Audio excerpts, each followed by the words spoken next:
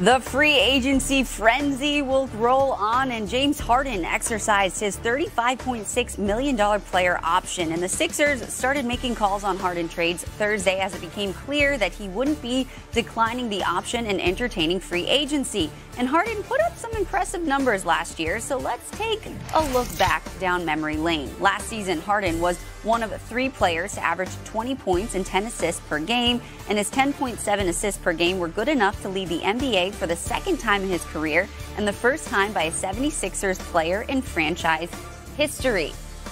All right, Chris Carlin. So if Philly moves on from Harden, how should Embiid feel about losing one of the top playmakers in the league? I think he should be taking a giant sigh of relief right now. I don't think the Sixers moving forward, as much as Harden is still capable of putting up numbers, we're going to win with James Harden as a number 2. I just don't see it. And there have been too many opportunities for him in his career. He's been to 4 conference finals.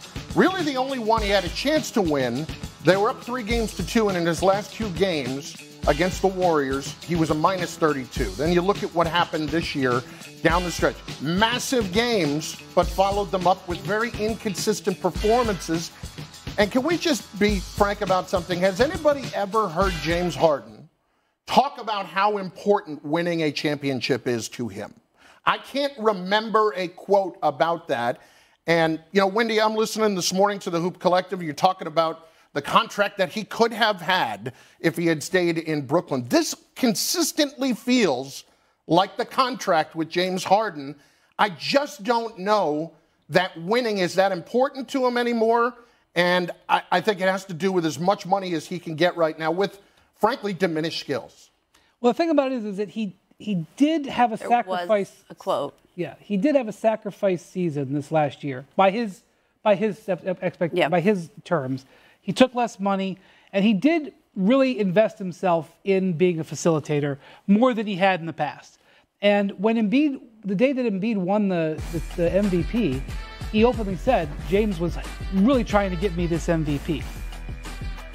But that said, I don't think Philly approaches this way, which they had to know when they approached the negotiations this way, that they were risking turning James Harden off. I don't think they approach it this way if Embiid didn't have an understanding of what they were thinking.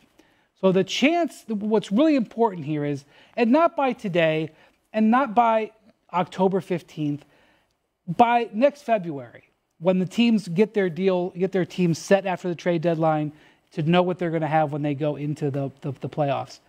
They have to have a team that is right back to where they were with a chance to win the title. Because I feel like the Sixers, while flawed, had a chance to win the title this year. Because they were in Game 6 at home, up in the fourth quarter.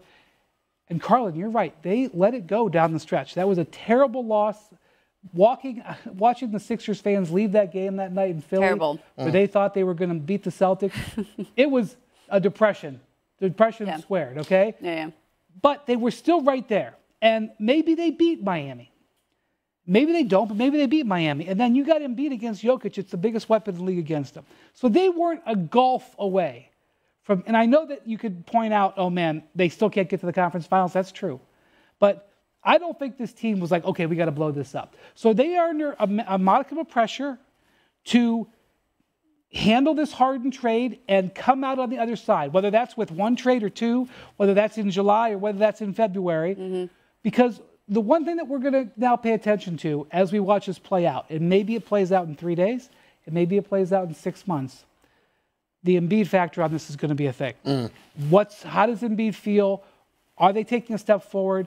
Because if we get to 1 year from now, if we get to June 30th, 2024, and the Sixers have taken a step back, we're going to be having a different conversation about Joel Embiid. And trust me, everybody in Philadelphia is aware of that.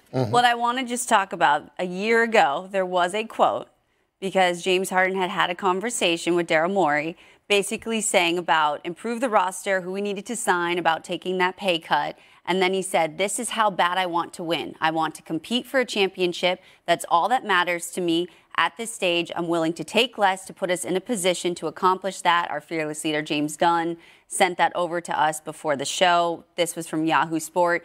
July of 2022. Something shifted because clearly that's not the case anymore. Lots of things shift with James. Lots of things shift with James Harden. But I just wanted to point that out. That was the one piece that we have, That's because fair. clearly $14 million, he took that. He wanted to win at some point.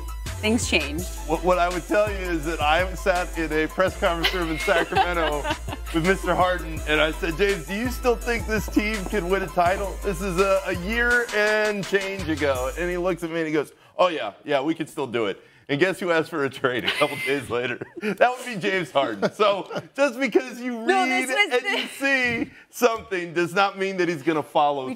We tried. But as far as Embiid goes, that's the key. If Joel Embiid really wanted James Harden on the Sixers, we're not having this conversation today because this thing would get taken care of. Harden would be a priority for a team that still believed in his talent as the number 2 guy. Clearly they don't.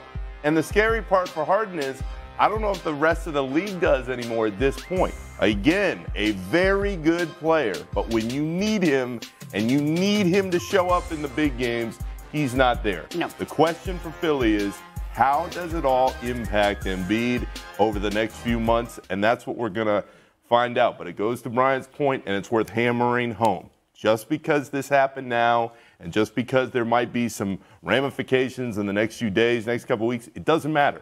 It's all about what happens going into the trade deadline and how this team looks as we get into the postseason. If this team can't get through the big bad wall that is the second round, we are sitting here right now, a year from right now. Yep. And everybody's going to go, is Embiid going to stay?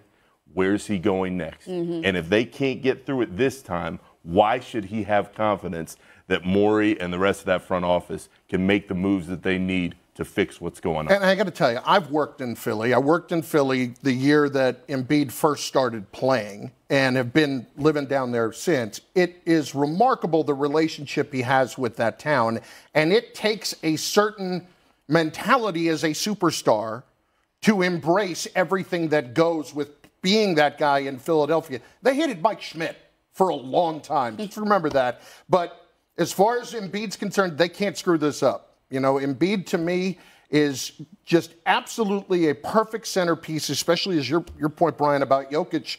He might be the only person who can provide any kind of kryptonite for Jokic at this point. And as far as James is concerned, listen, I look at what his history is, and I'm going by actions too more than words, even though I cited the words earlier. How many trade demands now? If things went sideways next year, do we not know if James is going to tank it? Look, I respect using laziness as a weapon. I think that's amazing. But at the same time, making $35 million. I wish I could do it. I wish I could do it because that's what he's done. But Twice. Twice. But at the same time, you can't rely on him. You just can't rely on him to be that guy. I think he's nice in a third spot with a really good team. I think actually he would fit brilliantly with the Clippers. I don't know about brilliantly, but yeah, the Clippers have been looking for an upgraded point guard, and that definitely the situation is there. But the Clippers are in a situation where they're hopelessly over the salary cap, like as much over the salary cap as we've almost ever seen. And they have some players on their roster that have some interest, but you're not going to land a star. So you can see why the Clippers immediately jump to attention. And we're like, wait a minute, we might be able to get James Harden. Let's see what we can do.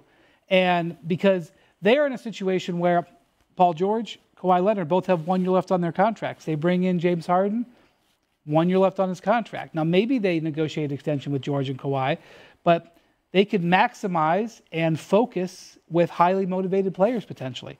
It's not the worst position to be in the world. So I can definitely see why the Clippers are interested. When I talked to some other teams last night, I kind of sensed that if the price was right, that they might jump into the Harden sweepstakes. So let's just see how things develop in the next few days.